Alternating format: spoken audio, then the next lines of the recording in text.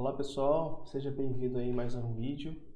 Hoje eu não vou aparecer aqui na câmera, mas eu quero mostrar para vocês aqui uma forma bem prática que nós temos de estar modificando, né, de certa forma, a estrutura original do framework Laravel, né, de PHP, para uma arquitetura que você queira implementar, né? Por exemplo, aqui a Clean Architecture, e você pode usar também o Domain Driven Design, que é o DDD, né? Geralmente esses são os mais famosos do mercado. Tem o TDD também, que é o Test Driven Design. Então, dependendo do design de código que você quiser implementar na sua arquitetura, eu vou te mostrar aqui simplesmente como você pode pegar e fazer todas as alterações do seu framework, né? Alterações que, vamos colocar aqui, nem todas as funcionalidades originais do framework você vai conseguir ser exatamente como criar no comando. Depois eu vou mostrar como fazer, como criar um comando, né? Ser dentro exatamente da pasta que você quer. A gente não chegou nesse nível de configuração, tá? Mas todo o seu projeto vai funcionar, não existe nenhum erro no log, todos estão passando normalmente, os testes também aqui originais do framework. Então eu vou te mostrar aqui. A gente já está aberto aqui na tela do Laravel. Você vê que eu vou atualizar aqui a página. Já vim com a tela padrão lá do Welcome, né? O view padrão, né? E já estamos usando aqui a versão 10 também fresquinha, saiu há poucos dias, tá? E lembrando que esse código também está disponível aqui no GitHub. Vou deixar o link aqui embaixo na descrição do vídeo. Então aqui você pode acompanhar todos os commits. Foi quando eu iniciei o repositório. Aí depois nós temos quando eu criei o projeto do Laravel, então tem a estrutura original aqui do projeto. E aí depois tem um commit que tem todas as alterações dos namespaces, para onde vai para as pastas e tal, todas as alterações que foram feitas, tá bom? Eu vou explicar com mais detalhes toda essa estrutura, como é que eu fiz aqui, qual foi o padrão que eu defini adotar aqui utilizando o DDD. Lembrando também para as pessoas mais puristas que eu não sou totalmente purista, então pode ser que eu não implemente o DDD da forma correta, como está definido nos livros e tal. Porque geralmente eu não uso só o DDD, eu também uso mais do Clean Architecture também. Então tem uma uma mesclação aí, uma mesclagem de arquiteturas, tá bom? Então eu não sou o mais purista de todos, beleza? Mas você fica à vontade e do jeito que a gente vai mostrar aqui, você consegue aplicar aí do jeito que você achar mais prático para você, beleza? E aí depois nós temos outros commits aqui que a gente consegue fazer alguns testes e exemplificar também as entradas de cada tipo de aplicação, da API, do website, dos commons, beleza? Que a gente diz console.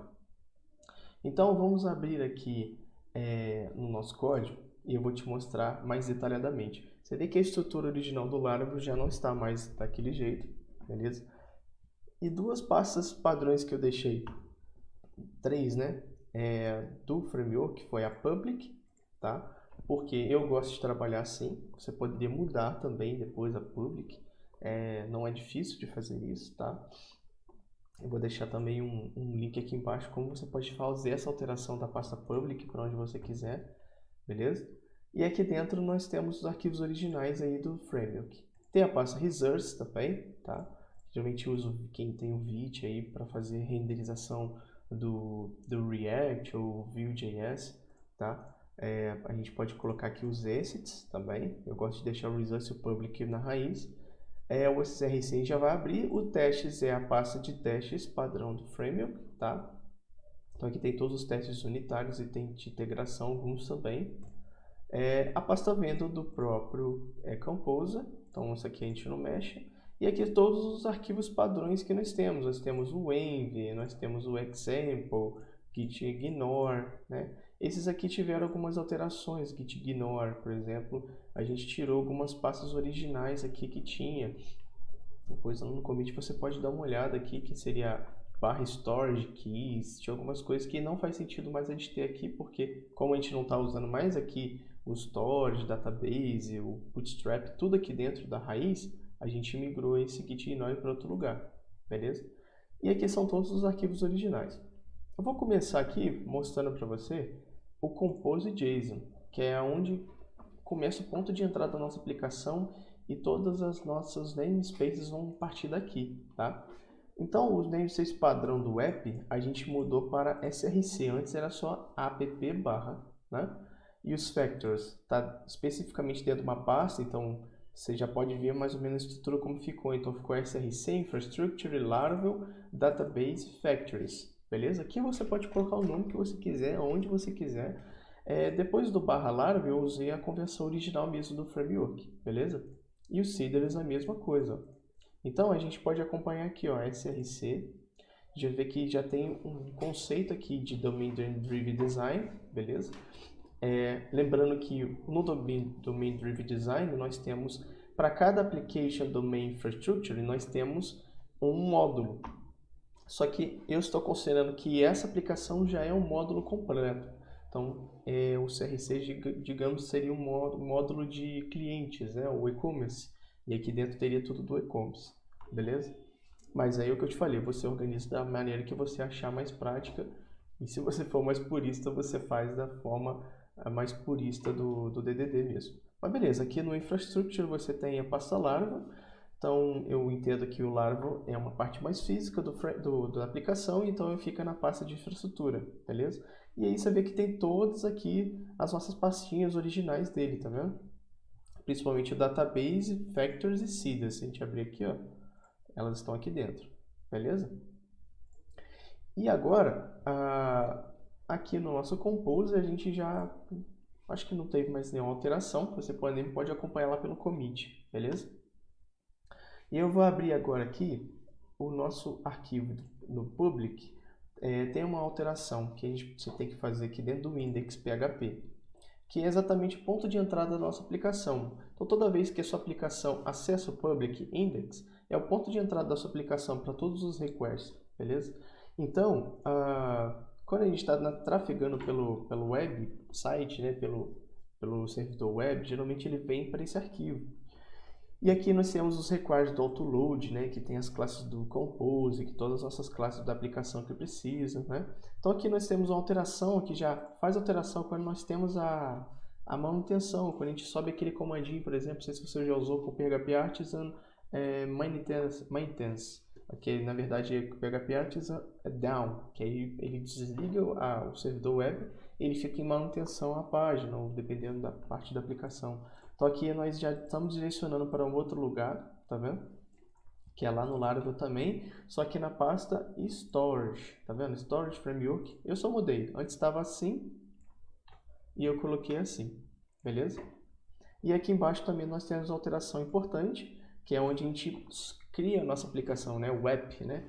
E a gente faz aqui a alteração também na linha 47, que é para bootstrap app.php. A gente já vai entrar lá no app.php, lá no bootstrap, tá? Estou mostrando essas pastas da raiz aqui primeiro, porque são elas que geralmente começam o ponto de entrada da aplicação. Então esse index aqui é muito importante. Depois nós temos aqui o Artisan, na raiz mesmo, tá? Que ele é bem parecido com o index. Então geralmente o Artisan é quando a gente faz aquele comando php artisan e algum comando que a gente quer executar e tal. Então esse arquivo PHP, ele também redireciona lá para o modo bootstrap app, tá vendo? Então isso aqui é a limite, a gente tem que fazer alteração também, que antes estava indo para a raiz, só bootstrap barra app, beleza? Então aqui são os dois arquivinhos que a gente precisa alterar como ponto de entrada, e então a gente já parte para dentro da nossa estrutura, beleza? Então, se nós viemos aqui em Source, Infrastructure, Laravel, a gente vai abrir aqui a pastinha Bootstrap. Vamos abrir aqui o Web, tá? Esse cara aqui é muito importante, que ele é onde vai montar a nossa aplicação. Então, de cara aqui nós vemos uma alteração na linha 14, que nós temos aqui onde nós fazemos a sobrecarga de uma classe, aplicação mesmo do próprio Laravel, tá? Eu criei, para ficar mais organizado, uma classe que faz uma sobrecarga. Deixa eu pegar que ela abriu aqui o outro. Eu criei uma classe, se você dar uma olhada, tá dentro da pasta aqui do Laravel mesmo, ó, chama Overloads. É uma pastinha que eu criei com um application, beleza? Então esse application, ele simplesmente faz uma sobrecarga no Laravel Application. E aqui dentro, nós temos alguns métodos que a gente está fazendo sobrecarga, ou seja, a gente está sobrescrevendo eles, né, do original. Que é exatamente aqui onde a gente pega, por exemplo, os arquivos de configuração da nossa aplicação. Então, a gente está falando que em vez de a gente pegar lá da pasta original, tá vendo aqui, ó? Esse aqui é a forma original que estava antes, ó, e eu modifiquei para essa. A forma original, ele simplesmente pegava a base, que seria a nossa raiz do projeto, beleza? Aqui fora, e ele simplesmente pegaria o repositório config, e a gente mexeu nisso. Que agora a gente pega lá na pasta source, infrastructure, Laravel, exatamente, tá vendo? Todo esse namespace aqui, ó. Então agora os configs estão aqui dentro. Então, fazendo isso aqui, você já está sobrescrevendo aonde vai buscar as configurações. Um outro aqui, ó, onde vai pegar o repositório do Bootstrap, onde está o caminho do Bootstrap, né? Que seria, não o Bootstrap CSS, tá? Mas Bootstrap é o que monta toda a aplicação, que gerencia as dependências, que é esse cara aqui, ó, repositório Bootstrap, onde cria cache, tem várias coisas aqui dentro. Então aqui a gente também tem que colocar lá, ó, Source, Infrastructure, Laravel, Bootstrap, beleza? E o original era assim, ó, só o caminho do relativo, né? Mais o Bootstrap, beleza? Então essas aqui são as duas coisas que a gente faz a sobrecarga. E também tem um outro método que é o getNamespace, tá? Esse getNamespace, ele simplesmente busca os namespaces para praticamente tudo da nossa aplicação. E o que acontece? Dependendo de onde você tiver o ponto de entrada, ele vai fazer isso aqui dinamicamente. Então essa função a gente simplesmente não altera ela.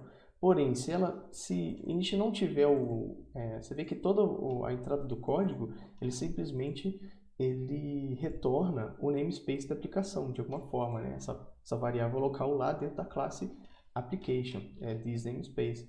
Então, se ele não encontrar, se a gente abrir aqui o getNamespace original, vamos abrir aqui ele dentro do nosso pacote mesmo original do Laravel. Se ele não achar o this namespace, ele simplesmente lança um erro dentro do nosso log. E a gente precisa passar um namespace padrão. Eu já tentei alterar esse namespace para o dinâmico que nós estamos usando aqui, só que realmente deu muitos problemas. Então, assim, a gente não, que eu te falei no início, a gente não chega no nível de configuração tão específico assim. É possível fazer? Sim, claro que é. Só que eu não recomendo alterar tanto assim a estrutura do framework, tá? Para você evitar de ter bugs. Até quando você fazer upgrade do pacote, que por exemplo, hoje, essa semana lançou a versão 10, aí, sei lá, do ano que vem vai vir a versão 11. Então, quanto mais sobrecargas você faz aqui dentro dos pacotes, do pacote original do framework, possivelmente mais problemas você terá que fazer, e mais problemas você terá que ajustar caso esse pacote altere, entende? Então essa é uma boa prática. Eu acho interessante a gente não alterar tanto a estrutura original do negócio, beleza? Então simplesmente se ele não achar o namespace, ele traz o original, que é o app, beleza? Então beleza. Essa aqui é a sobrecarga que nós fazemos dentro do application. Vamos voltar aqui para o Bootstrap. A gente tem mais alguma outra coisa aqui, ó, que é onde vai ser executado o base path, ou seja, onde vai ser o caminho absoluto da nossa aplicação, tá? E aqui simplesmente a gente tem que trazer esse dir -4, ou seja, ele vai pegar o caminho original lá na barra, tá? Então isso aqui é para ele não te dar nenhum problema para encontrar as classes, para encontrar o vendor do projeto, tá? Então foi a forma que eu encontrei também da gente poder manter a estrutura do Laravel, né? Com essa modificação que a gente está fazendo aqui. Então esse base path ele traz, na verdade, para a estrutura padrão do Laravel, ele mostra a estrutura padrão do Laravel, beleza? Então essa foi a alteração. E aqui embaixo nós temos onde alteramos também o caminho original do storage, que é aquela pastinha storage, beleza? Eu tentei fazer pela esse overload, mas não rolou. Parece que esse use storage path ele tem que ser feito antes de carregar na verdade depois de carregar o app, né? Depois a gente instanciá-lo aqui, dar um new, então tem que ser feito depois. Então eu não posso simplesmente jogar aqui dentro dessa classe. Então precisou ser feito aqui no Bootstrap mesmo, beleza? E outras alterações básicas que a gente precisa fazer é da gente injetar dentro do nosso container da aplicação de classes, né, o singleton. De onde está o kernel da nossa aplicação, por exemplo. Eu quero saber onde está o kernel da aplicação padrão. Então está lá infrastructure, Laravel, HTTP kernel. Vou deixar ele aberto aqui para depois a gente falar dele. E depois onde está o nosso console, o kernel do nosso console, onde vai executar os comandos e tal. Então você vê que eu já mudei eles de lugar, eles não estão mais no lugar padrão que eles estavam antes, beleza? E aí, essas são as alterações aqui dentro do nosso Bootstrap, beleza? E aqui o cache e tal, essas coisas geralmente são criadas automaticamente pela aplicação. Então, beleza, a gente não precisou fazer mais alteração aqui. E aí, agora vamos abrir aqui nessas duas classezinhas importantes, né? Esse console aqui, vamos pegar o outro primeiro, que é o primeiro singleton que tem que estar injetando aqui, ó, que é esse cara aqui, ó. Esse cara aqui, ele simplesmente injeta todos os middles da nossa aplicação, então são os middles que são responsáveis pelas barreiras de segurança, né, para poder iniciar a sessão, enfim, faz várias coisas, dependendo do qual grupo de aplicação que você tem, se for na web, API, ou se você tiver outra aí, tem gente que usa CMS, enfim. E aqui você já vê que tem uma estrutura diferente para Laravel 10, por exemplo, que já tem algumas coisas diferentes aqui. Então, o que foi necessário fazer aqui, tá? Por exemplo, os middlers padrões da aplicação, você precisa alterar os namespace. Então, antes estava assim, app, http, middlers e o nome do middler, né? Então, a gente precisou trocar para app, infrastructure, Laravel, e aí veio o caminho original dele. Então, todos que tinham essa informação padrão, a gente tem que alterar. E antes da gente vir fazer essa alteração aqui, a gente tem que vir aqui dentro dos nossos middlers, beleza? E alterar todos os namespaces dele, beleza? Tem que alterar todos os namespaces aqui de acordo com a pasta que nós estamos agora. Então, você tem que entrar em todos eles e alterar o namespace, beleza? Então, deixa eu fechar aqui que eu abri todos os middlers. Beleza, vamos fechar todo mundo aqui. Vamos voltar aqui para o nosso kernel. Então aqui no nosso kernel nós temos aqui já alterado todo mundo, beleza? Alguns já são do próprio framework, que vem lá da pasta vendor, e outros a gente tem aqui dentro do nosso. Então você vê que tem vários, tá vendo? Então essa é a primeira alteração que nós fazemos aqui no kernel. Beleza, e depois que a gente alterou o kernel, a gente tem que alterar o kernel console também.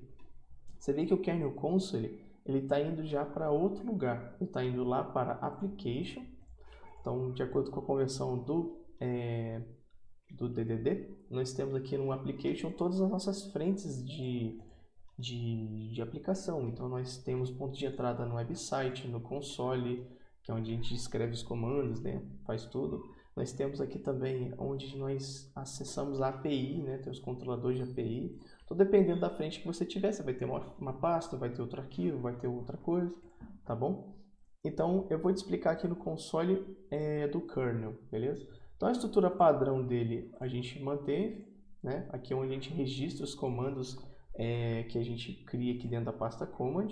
A gente já vai fazer o teste aqui do comando também.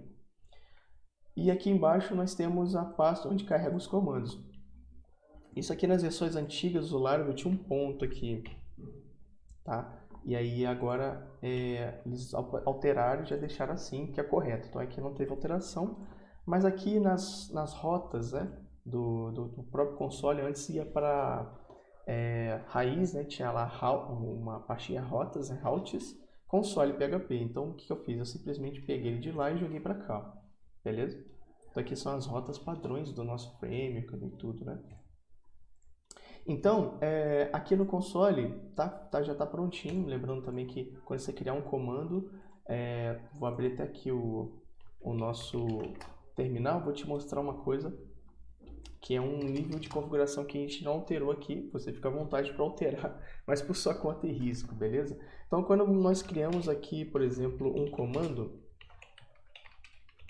a gente coloca lá 1, 2, 3, command, sei lá. Bom, criamos o comando, tá vendo? Então, o correto seria que ele gravasse dentro dessa pasta de commands. aqui junto com o teste command, né? Só que olha onde ele criou, app console commands 123 command PHP. Então ele veio para a pasta padrão, tá vendo? Então toda vez que você criar um controller, você criar um seeder, você criar uma migration, você criar um command, então o framework sempre vai remeter à sua instrução de namespace padrão, né? É o que nós tínhamos visto lá no application overload. Então ele vai sempre retornar esse namespace padrão que é o app, tá vendo?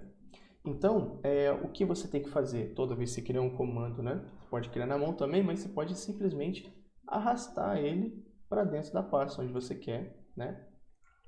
Isso aqui nunca vai funcionar, claro. E a gente tem que alterar o namespace, beleza? Existem uns plugins aqui que você do Visual Studio, quem usa, Code para alterar o namespace, pode procurar. E eu vou ver se eu consigo achar aqui e colocar na descrição do vídeo, tá bom? Tem um monte de plugin, mas eu não lembro. Mas é isso, tá bom? Então toda vez que você criar os comandos, você tem que simplesmente, o controlador, seeders, migrations, tem que arrastar para dentro das pastas onde eles estão agora, beleza? Então essa é uma limitação de trocar para outro padrão de repositório, beleza? E agora, depois que nós criamos aqui, trocamos o comando, enfim, a gente pode voltar lá para o nosso kernel. E a gente já falou do kernel, né? Já falou de todos eles, né? Vamos ver aqui a outra estrutura aqui, então, da nossa aplicação, ó, que eu acho que foi importante ter feito também. Aqui no nosso config app, nós temos aqui os nossos services providers, que são serviços da aplicação que precisam ser executados para verificar rotas, eventos, autenticação, né? O próprio app aqui.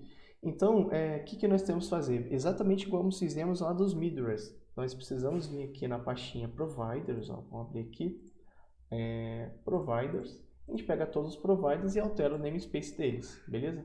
Foi o que eu fiz aqui, ó. Eu vou deixar aqui o root aberto, depois a gente vai falar desse root service provider, que ele foi, e esse app também. Então, a gente troca todos os namespaces dos providers e depois a gente altera eles aqui também. Que antes era assim, app, providers e tal. Agora tem esses dois namespaces antes aqui, beleza?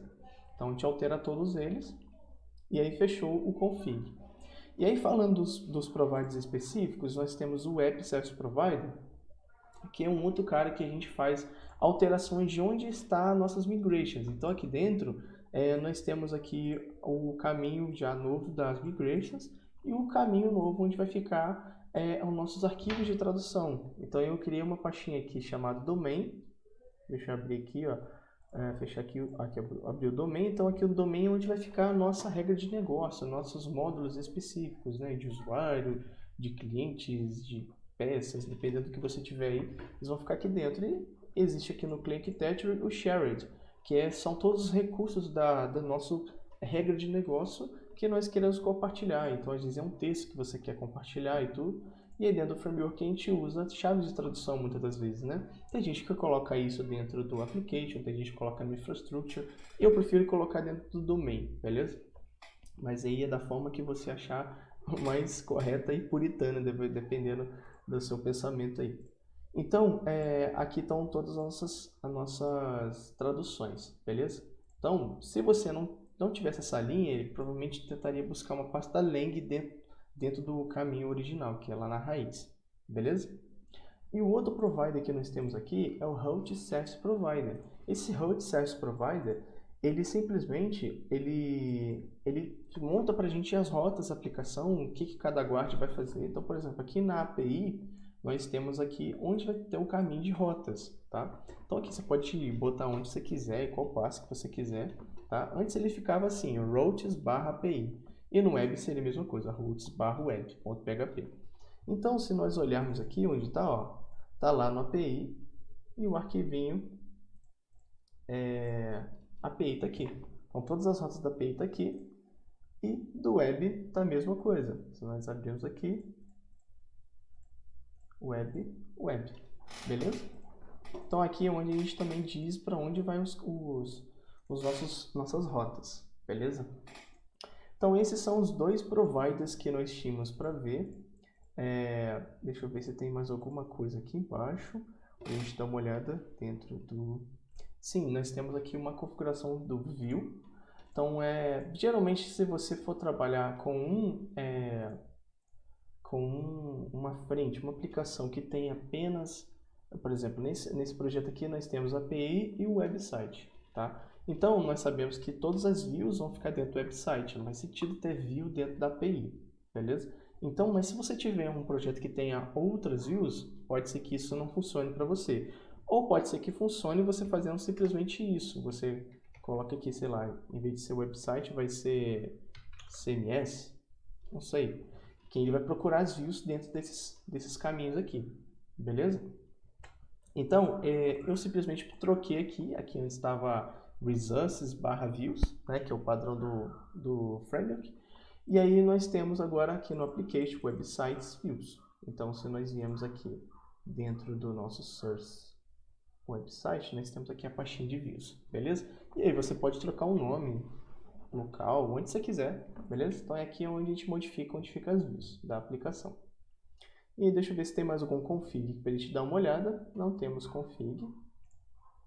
O database aqui, os migrations, continua a mesma coisa, os seeders, mesma coisa. Só aquela questão, se você precisar criar um novo, ele vai criar lá na área da padrão e você precisa arrastar para cá e tal. Se tiver o seeder também, eu não sei se os seeders eles estão tendo namespace ainda, eu acho que eles têm namespace agora. Então você tem que criar um namespace novo, né? Dependendo do padrão aqui das pastinhas, beleza?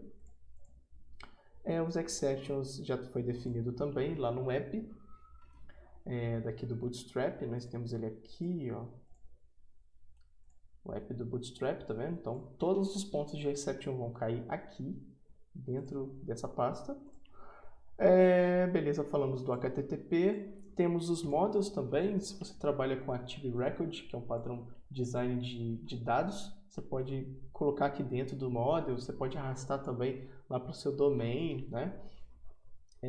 Eu acho mais específico deixar aqui mesmo, porque é uma coisa mais padrão do framework, né? E aí você, no domain, você pode criar seus repositórios, as suas interfaces com seus repositórios, enfim, e aí você fica dependente dessa classe, para você não ficar tão dependente do framework, né? Beleza, aqui a gente já falou os providers também. Essas rotas channels aqui é o padrão do framework. E o storage, onde fica nossos arquivos e tal. Tem uns logs aqui do servidor também, né? Então a gente pode acompanhar aqui que desde que a gente começou a gravar o vídeo, nós não temos nenhum erro, né? Nada foi gerado automaticamente pelo framework, né? E nada. E agora nós vamos fazer alguns testes simples, né? O vídeo está ficando bem grande, mas só para a gente dar uma olhada. Então, por exemplo, vamos abrir aqui no ponto da API. Vamos pegar aqui, ó. Melhor, vamos abrir aqui o web. E aí nós vamos abrir aqui essa rota, ó, uma rota de usuários, tá? Que ele manda para o controlador de user controller. E lá nós temos um método chamado index que acessa a barra. Então, nós temos aqui o user controller dentro do website, beleza? Então, você vê que fica mais organizado você ter as pastas, tudo que você fala de website está aqui dentro. Então, como vai acontecer, o que vai aparecer, para qual rota vai chegar. Então, você não precisa ficar abrindo várias outras pastas em lugares diferentes. Então, você falou de website, está aqui dentro, entendeu? Então, deixa eu pegar aqui deixa eu dar um PHP Artisan Migrate Fresh. Deixa eu zerar todas as minhas tabelas, beleza? E aí, lá dentro desse controller, o que ele faz? Ele simplesmente cria um usuário com dados aleatórios, né? Caso entre nessa tela de novo, ele vai criar duplicado, vai dar um erro. E aí aqui ele simplesmente vai criar um usuário e retorna todos. Se atualizar a tela e entra de novo, ele cria um usuário, retorna todos. E é exatamente o que vai fazer aqui agora. Vou mostrar para você. Então fica assim, ó. Estou aqui na rota users, vou atualizar, cria um, retorna todos. Atualizo de novo, cria um, retorna todos. Então beleza, ó, tá funcionando, beleza? E se nós viemos agora na API nós temos algo semelhante. Na rota aqui de API nós temos a mesma coisa, só que esse user controller, ele é um user controller que está no namespace da API, ó. ele tem o mesmo nome, enfim, porém é um controlador de API. Então ele simplesmente só retorna os usuários que nós temos. Nós também conseguimos fazer o teste aqui, ó. Então é só colocar um API antes, /users. Beleza? Então ele só redireciona para a gente e mostra todos os usuários que estão cadastrados. Beleza? Então vamos voltar aqui, ó. O último teste que nós vamos fazer é o console. Então vamos pegar aqui o console.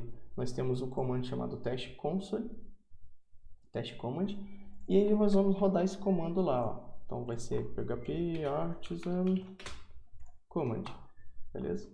Então ele já retornou para a gente aqui que o command test foi executado. Então vamos abrir aqui o nosso Laravel log, ó. Ele também registra um log para a gente, beleza? E aí a gente pode também rodar os testes do framework, né? php artisan tests. Ó, rodou para a gente, beleza? Todos os testes, teste de integração, teste unitário do próprio framework. Lembrando que tem um teste aqui que ele só verifica se a aplicação foi montada, então passou, né? Então é isso, foi com um vídeo bem longo. Eu acho que foi bem detalhado para você. Se você tiver dúvidas, claro, você pode mandar para mim os comentários, beleza? Pode deixar registrado aí que eu sempre tento responder da melhor forma possível. E também você pode também acompanhar aqui nesse commit como foi feito todos os arquivos, tá vendo? O arquivo aqui foi excluído, mas ele foi mudado de lugar, foi para outro lugar, enfim, ó, já está em um lugar diferente. Qual linha foi alterada, beleza? Pode ser que eu tenha perdido algum detalhe aqui, então você pode acompanhar também quais foram as alterações de tudo isso que foi feito aqui. Beleza? Se você tiver também uma sugestão, você pode deixar aí. E não esqueça de deixar o joinha e compartilhar esse vídeo aí com o pessoal, beleza? Um grande abraço aí e até a próxima.